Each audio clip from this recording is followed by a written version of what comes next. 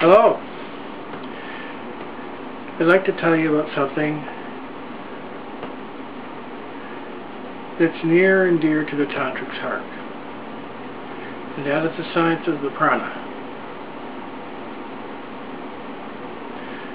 Why do we, as tantrics, should we be interested in the breath we breathe? Everybody does it. Well, that's exactly right. Everybody does it. Everything that's living breathes. There's even some speculation that some of the rocks even breathe. Exchange of gases. And the tantrics were looking at this issue. How do we understand the universe? They came to the conclusion that the mind was the basis for all of our structures that we see around us. For instance, if you see somebody as an enemy, you think of ways to, and you're directly involved with them, you're thinking of ways to do them harm or prevent them from doing harm to you. Now, the next person that sits next to that enemy of yours sees this person as a friend. Their structure is completely different from yours. So the structure of the universe is determined by the mind. So they wondered, what would happen if we change our mind? And they tried thinking about different things. But one of the things they noticed the most, that had the biggest effect on their mind, was their breath, or the energy in the breath, more appropriately.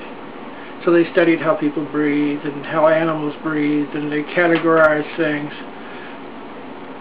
and they came to the conclusion that the breath is one of the keys controlling the mind.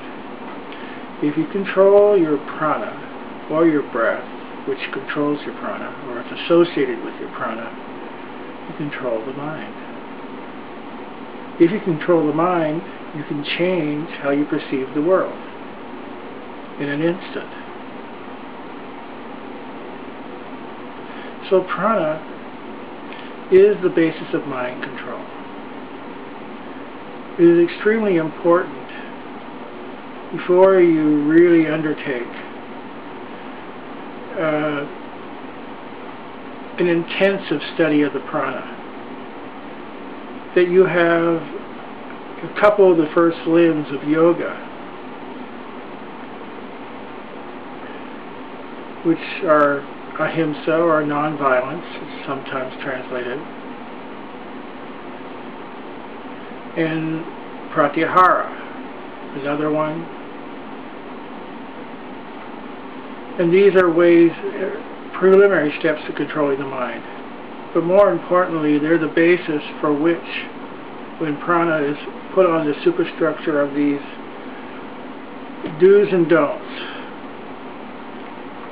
and making the senses a little bit attenuated with pratyahara,